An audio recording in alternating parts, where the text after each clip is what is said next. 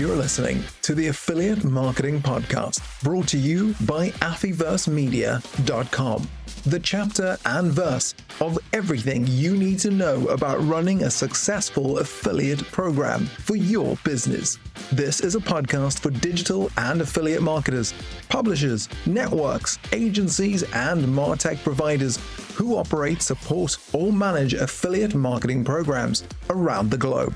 If you want to launch, scale, and grow a successful affiliate marketing program, you're in the right place. In this podcast, you'll learn how affiliate and partner marketing is constantly changing, and tune in to industry experts who are getting behind our mic to share tactical insights and practical knowledge to help your affiliate program grow. Here you'll discover what's new and trending in affiliate and performance marketing, how to run your affiliate program successfully, and gain industry insights from experts and practitioners from around the globe. The truth is, you simply won't find this information anywhere else. Now here's your award-winning affiliate and performance marketing host, an industry veteran, your affiliate marketing guide, and the founder of Affyverse, Leanne Johnston. Welcome everybody back to this week's episode of the Affiliate Marketing Podcast. And today I'm incredibly excited to have an industry OG, a growth developer, and the founder of the AI Optimist podcast joining me today. It is the one, the only, the legend, Declan Dunn. Declan, it's a pleasure to have you here with me. I'm super excited to have you on this podcast, and thank you very much for being here today. No, thanks for having me. Let's have some fun exploring this new world we're always entering in affiliate marketing. Right? It never stays the same. Well, this is why I wanted to get you on this podcast, because although we've never met and both of us have been in the industry for a very long time, which I find hilarious, and I spent a very nice time at PI Live Europe, this week with some of your friends, actually. So I'm really thrilled to have you here. But there's so much that we're going to break down in this episode. But I want to start with you telling our audience who you are, how you got into affiliate marketing way back when, and what's changed from then till now as well. Such a simple question. Yes, yeah. What's changed? It might take a while to answer that. Right, a long road. Well, I mean, I'm from like the early cave person days of the internet, and I began founded my first project, and I needed to connect with people. I needed to get traffic, all this normal stuff that we do. So I started calling people, making user-generated content partnerships, and I started realizing that the only way that we could grow, especially in the early days, and it's so applicable now, because back then it was brutally hard to get traffic. Now it is brutally hard to get traffic again because of social media. Different circumstances, but oddly the same. So the only way that it could work is to do partnerships. And I'm just a guy with a site, basically, with nothing at the start, but I started doing user-generated content. And then I started making partnerships I just would reach out to big partners. I mean, what can they say? No? And I managed to close ABC and PBS, which was wild. I was like, do you know I'm working in my home when this wasn't cool? Like doing it. And I said, what was really cool is that site went crazy. We ended up getting our first 1 million visitors in 1997, which was huge. Okay, some people haven't even been born at this stage that are listening to this podcast, so we are going way back to the beginning of the internet, guys. So tune in, because it was a wild place back then, and we're gonna get you to talk about that. So rewind back to 1997, winning your first couple of clients. Take us forward from there. Even though I'm obviously from the way back days, I really want to share how much the beauty of the internet is building partnerships. And in 1997, I started realizing I should do this for a business, because companies need to sell products. It's really hard to get out there. I'm a publisher. I understand that. I know how to work with them. And so I wrote a book to sort of intro me to the affiliate industry, which became one of the early Bibles at that time. And by putting that out there, I managed to go out in 1998 to this conference. And there was these companies all competing. This little company called Linkshare, which you all know as Rakuten, was sort of the king. And this little upstart called CJ was just angering everybody with the wonderful Todd Crawford and Per Peterson. And everybody's like so threatened by them because they had such a unique angle and obviously such cool people. And it was in that I began forming partnerships and helping larger companies work. And I again partnered with a couple of the platforms.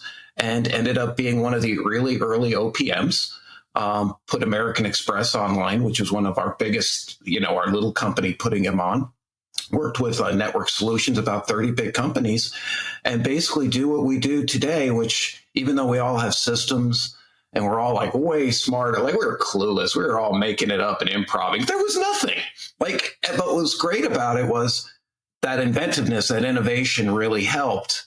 And it helped us grow these companies tremendously, but it also brought sort of the foundational elements that we call affiliate marketing today, which is odd.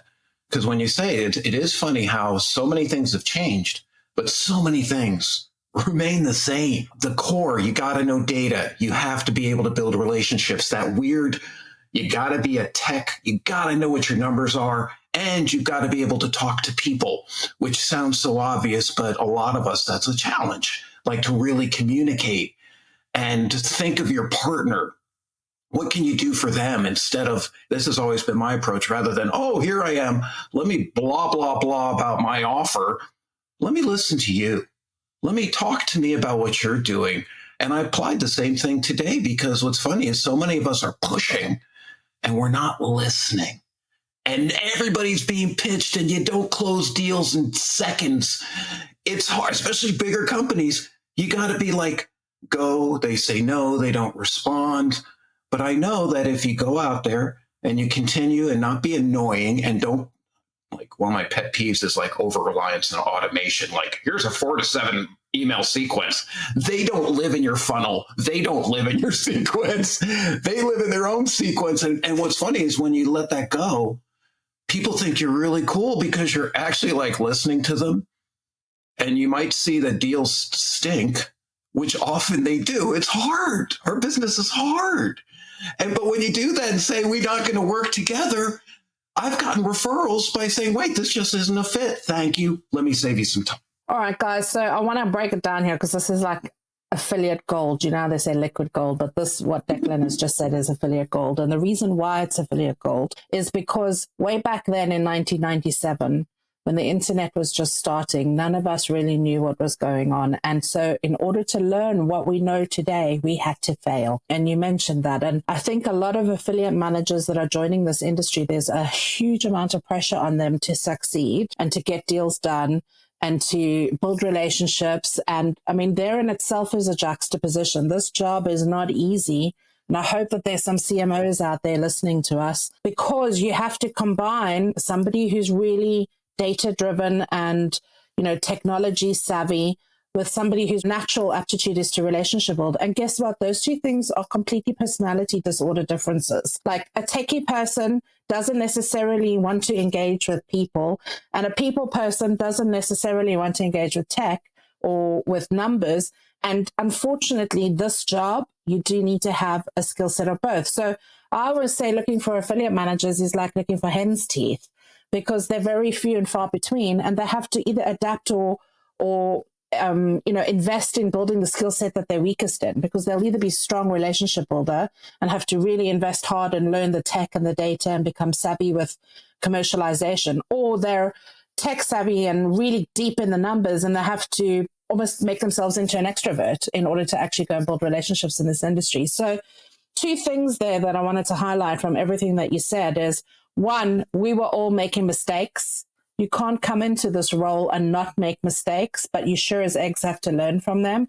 And 2, you need to be honing your skills. So therefore, you always need to be learning. And, Declan, you and I can agree on this because you spoke about it before we even got on this podcast. You and I are still learning. We're 20 years in, you're more than me, 20 odd, 2 decades into this industry, and we are still learning because there are new technologies, new data sources, new, campaign, ways of running and targeting people that are happening around us all the time. So I guess my question was a bit loaded. What's changed from then till now?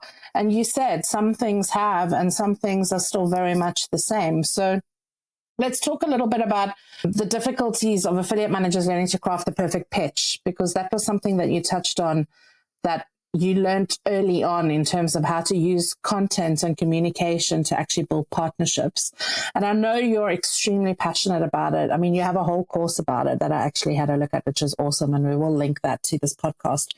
But let's delve a little bit deeper into that relationship building metrics and talk a little bit about what your top tips are for affiliate managers who are having to do that cold call outreach, that partnership, relationship building, and who may not actually have that as a skill set. Like, I really want you to spend a little bit of time giving us the 20-minute download on creating the perfect pitch and actually positioning yourself in order to build content that sells you authentically.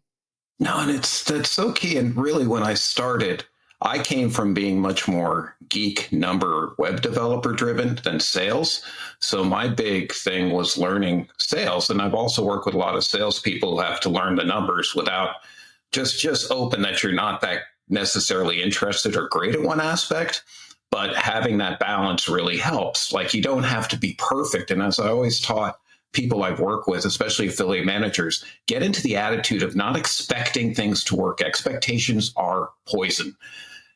Be amazed when it works. We are a low percentage gain. So when you're doing outreach, a lot of times people will go in, and just a little aside, a lot of this comes from weird pressure from management, unreasonable sales goals. If I could say one thing, it's nice to say, do it fast. But what's funny is, if you're building longer term relationships, you have to be able to spend time. And to those affiliate managers out there, I get pushback all the time. I've had a CEO buddy of mine always thinking, you're not doing anything. I said, they're not responding yet. They're a big company. Now, you sort of have to hold your ground, but the other end is it's a reality. So when you're actually doing your pitch, I like to say, for one, I come from a world which is called persuasion marketing, which most of you probably rely on. Persuasion marketing makes emotional appeals, highlights features and benefits, and uses fear or scarcity tactics to create urgency. Now, what's really funny is this is all we had. And I want to tell you, Leanne, I spent a year listening to I Am an Old Dude. I was like, it's a new generation. I need to know how you all communicate. I had to change my entire style because I was like, here you go. And I see affiliate managers doing this. Here's my program. And you're writing it like they even, I'm going to be really blunt, they don't care. They're busy. You're getting this much attention. And what's weird is that's going to free you, because when you actually pull all that back and stop telling everybody what you're doing and actually see if this is a fit, instead of cold calling, I talk about cold listening. My goal is not to sell them on my program, because the odds of you getting a quick sale, I mean, somebody signing up, often if you do, they have way too much time and may not be a great performer. It's hard, because it's an indicator of time. So when you're going out, what a whole different generation that I had to learn from, because it's your world, what they taught me was to be briefer and to use what's called curiosity. And curiosity, this is and this is big in sales right now, because they're the old ways. We're all savvy. We're all been pitched to death, especially with I always say, when the lockdown happened, people started, they know the psychology, they know stuff that they understand. They're at a subconscious level, they're being pitched. So rip the pitch out. My friend used to say, oh, you're playing hard to get. I said, I'm not playing. It's hard to get a good partnership. Recognize that. And all of a sudden people are like, wow. And remember, this is not people who know me. This is not like my brethren of the many years in the affiliate world, which I love.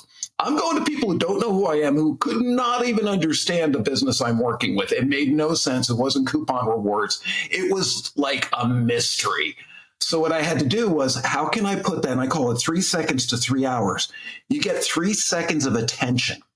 It's actually from a book called Thinking Fast, Thinking Slow by Daniel Kahneman, a behavioral economist. I'll get off the geeky stuff. But what he basically says is, people are scanning, and if you get them to stop and pay a little attention, that's goal number one.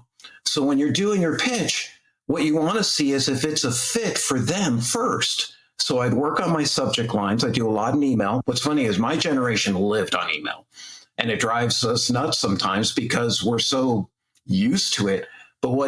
And a lot of people in the, in current generations are like, oh, email is not that important. Email is the text message you can get to people.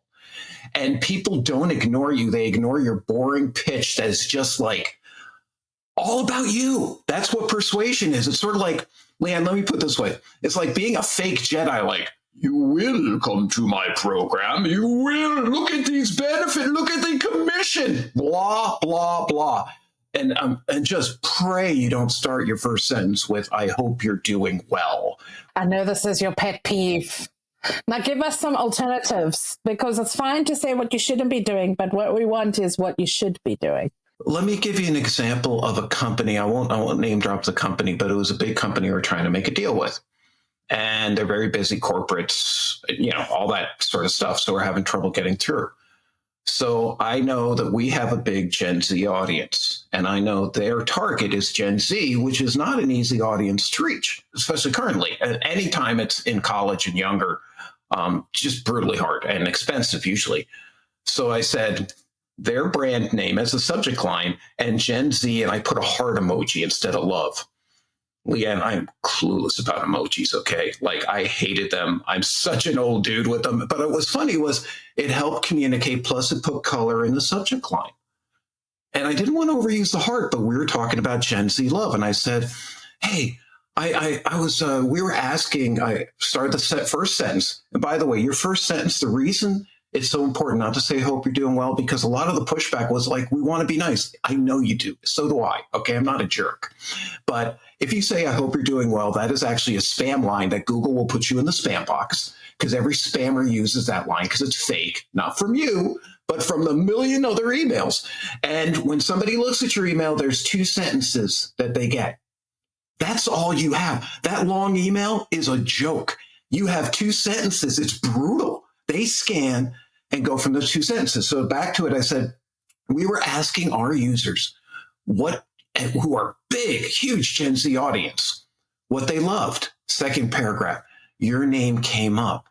Can I share what we found with them? What I'm looking for is a response. I said, and my third sentence was, I don't do a call to action. I want them to respond to the email. I don't want to get to pitch. I don't want to get to call. I said, if you'd like to know, just let me know. And I would love to share with you what we found, and your name came up.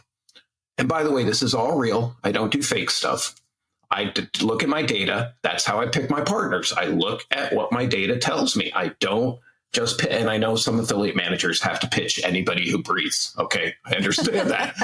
I love that. And that's hard. It's so true. But that's a management thing. That's weird. Bad man. I'm a CEO, man. I would not send my people out there to do dumb stuff like that. Data-driven means you're driven by what your audience likes as a publisher. You should not be pitching everybody. 100% want to back you up on that, because some of the most successful affiliate programs that I've ever had the privilege to manage had the least amount of affiliates, but the ones that were absolutely nailing it every single month.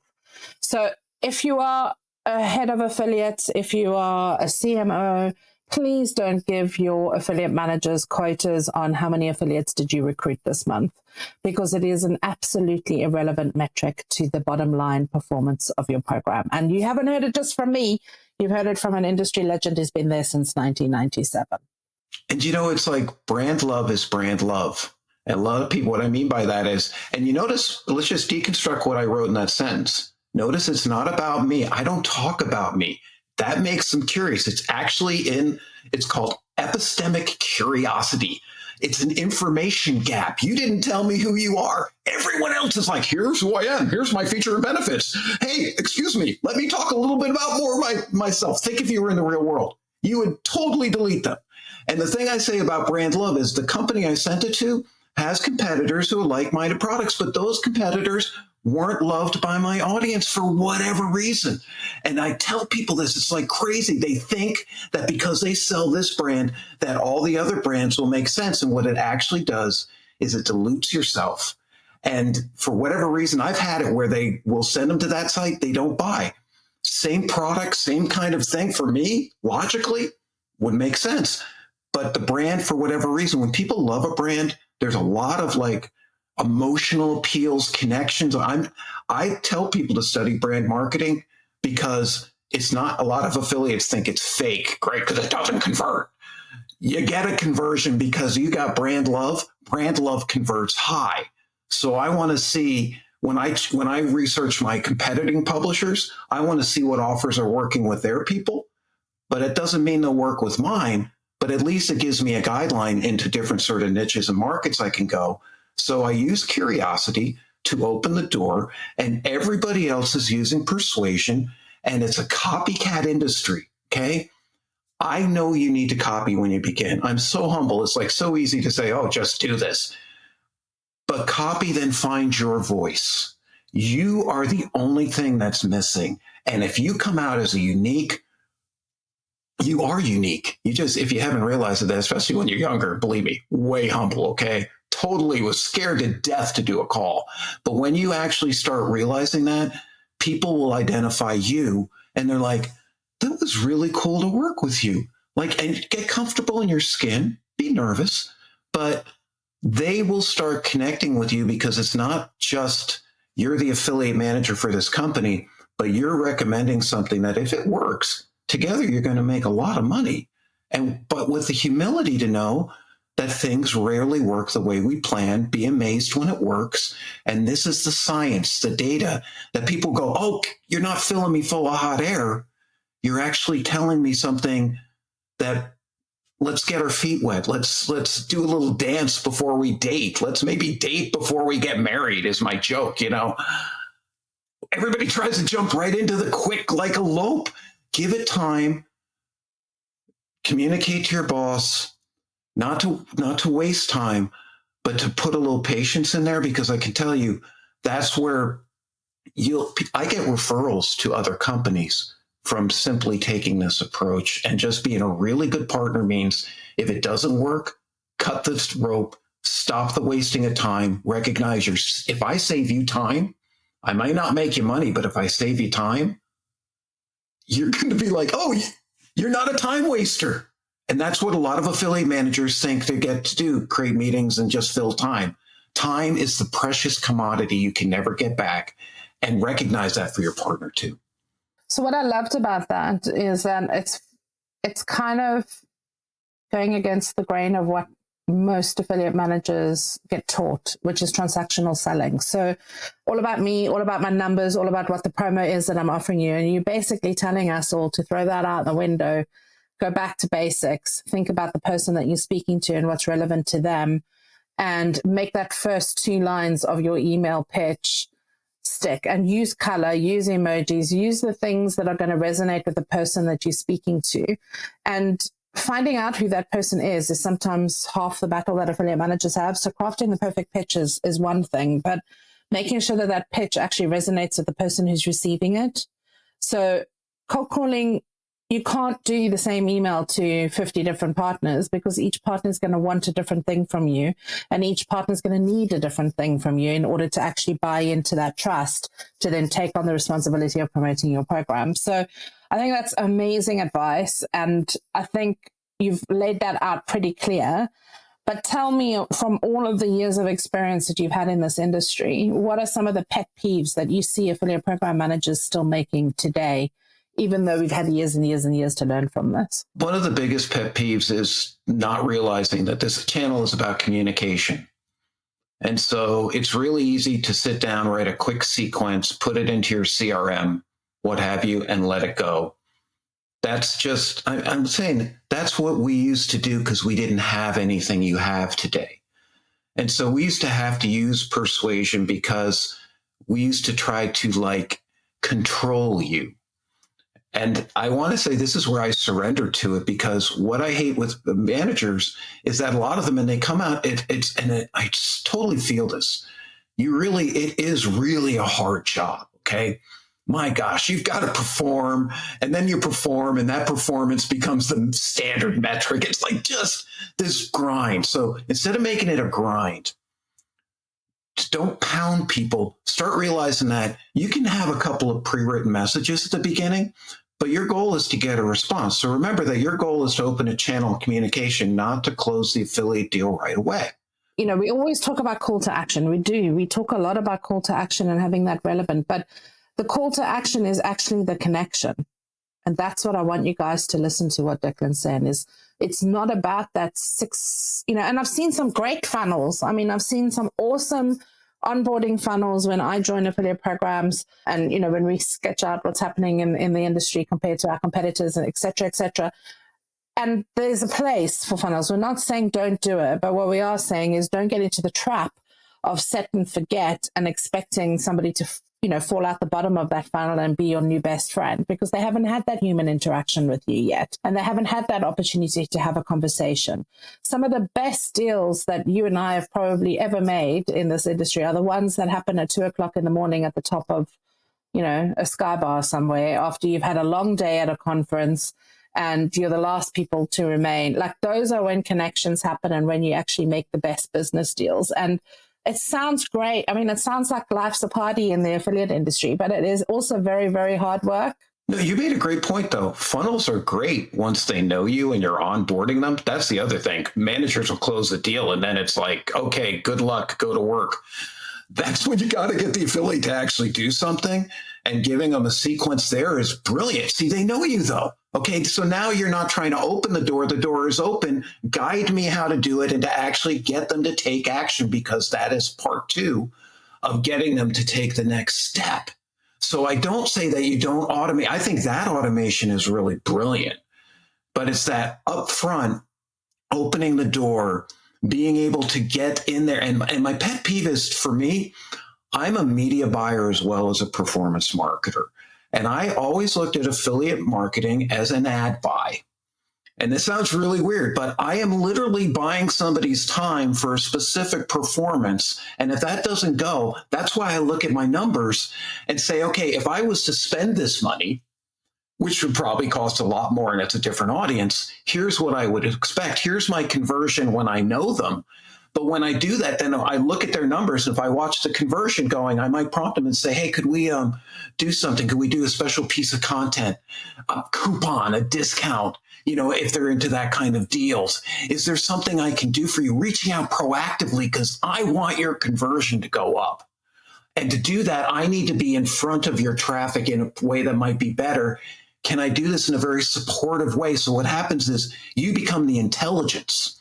And if you leave it up to the affiliate, and by the way, there's some who are so freaking brilliant that I don't need to do this too, right? I listen to them and go, yeah, okay, I'll leave you alone, right? That's cool. But some of them really need not only a push, but if their numbers aren't right, if you're not getting impressions, how can I get you to do this? And I've had some great programs actually do this with me and work with me on this, going, hey, we got a new product coming out. Can we give you a special promotion, not necessarily even a coupon, but a special angle, content, something that we can do together? What that shows is not only that you care, but you got to consider an affiliate. Once they sign up, you just planted the seed in the garden. And you need a little water, and you need a little sunlight, and hopefully your soil's got some rich stuff and compost and things in it that's going to help it grow. But that thing will often take time to get scale to be able to reach it. Wow. This episode was so good, we had to break it into a 2-parter. So tune in next week as Declan and I continue the conversation about perfecting your affiliate outreach, affiliate account management, and what he thinks the future of affiliate marketing looks like with the advent of AI in 2024. Get ready for another impactful episode next week, Thursday, coming straight to your ears. And thanks for listening and tuning in as we turn time all the way back to 1997. This podcast is brought to you by AMP. The Affiliate Manager Performance Program is designed for ambitious affiliate program managers working at brands, agencies, or affiliate networks that are looking to grow and scale their affiliate programs and partner performances. We've already helped hundreds of affiliate program managers from a range of industries get the best out of their affiliate partnerships and build consistent sales within their affiliate programs. With just 1 hour per week over a 12-week period, this program is unlike any other. You'll learn proven tactics, tested strategies, and access decades of experience with industry veterans who have launched, scaled, and grown multi-million-dollar affiliate programs around the world. Book your seat on our next cohort by visiting our website, affyversemedia.com, and hit the training menu from there. You can register your interest for our next cohort launch or simply contact our sales team to find out more.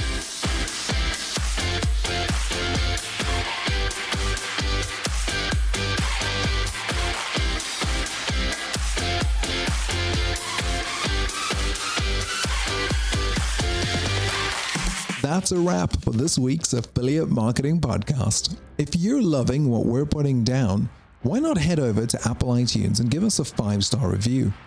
Make sure to subscribe to our podcast and our YouTube channel so you never miss another insightful episode or one of our free webinars ever again. Tune in next week for more digital affiliate marketing insights, trends, tips, and content to keep your affiliate and performance marketing fresh and your partners driving consistent sales.